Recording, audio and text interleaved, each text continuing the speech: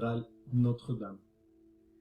As you can hear from the pronunciation, it's pronounced Notre Dame, which is the most famous Gothic cathedral known in this time period. There's other Notre Dames, but this is the Notre Dame, which is the one that's in Paris. It's sometimes just simply referred to as Notre Dame. It's a medieval Catholic cathedral and the best known example of French Gothic architecture. Several attributes set it apart from earlier Romanesque style, particularly its pioneering use of the rib vault and flying buttresses, which are the support structures on the side. Its enormous and colorful rose window, which a rose window is often used as a generic term applied to the circular window, but on Gothic cathedrals, the window is the central window that we see here on the side of the church. And the other aspect is this naturalism and abundance of its sculptural decorations. All around the top and on the inside, there's many sculptures that adorn the facility.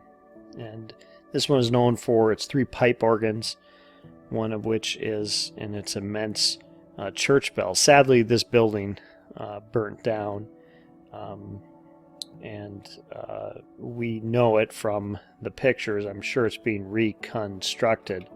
The fire took place, let's see, was it 2019? Yep. It was in April of 2019 that the roof caught fire and burned down for about 15 hours. They are trying to recreate the structure.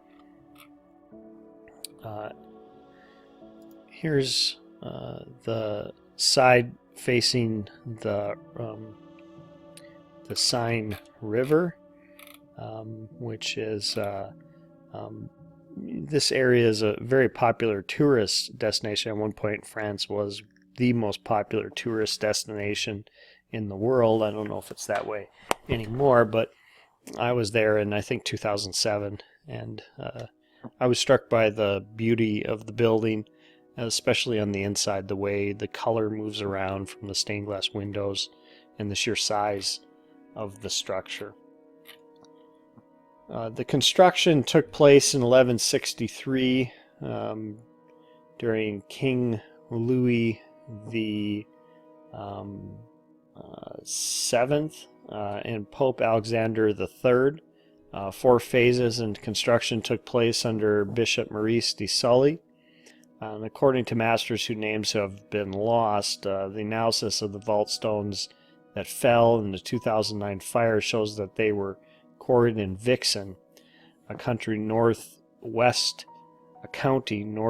of Paris, and presumably brought up by the Seine by ferry. One thing that Notre Dame is known for is its flying buttresses, which we can see a diagram here.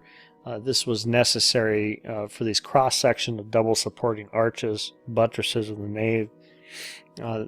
These would appear in 1200 and 1230 to help support the gigantic weight. Here we can see, kind of a size of 100 feet tall on the inside, and also the bell tower. On the other side, the support structures on the outside used to support the great weight.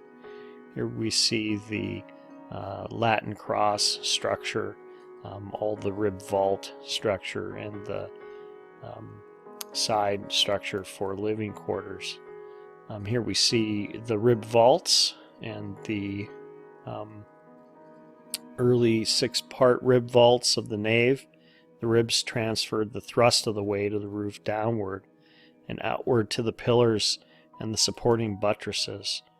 The massive buttresses, which counter the outward thrust from the rib vaults of the nave, the weight of the building shape pinnacle keeps the line of thrust safely within the confines of this architectural structure.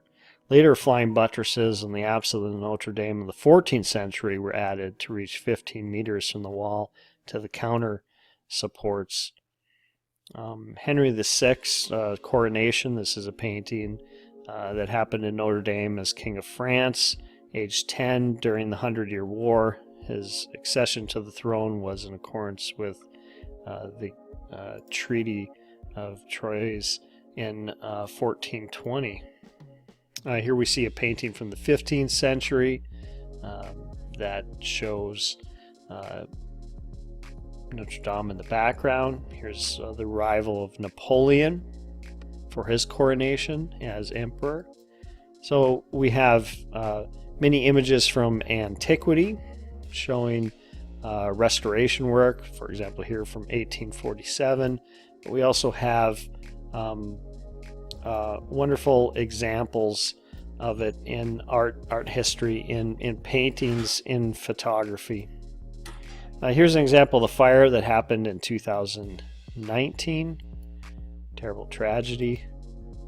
And now the reconstruction that is underway. So I hope you enjoyed looking at Notre Dame, one of the great cathedrals of Gothic architecture.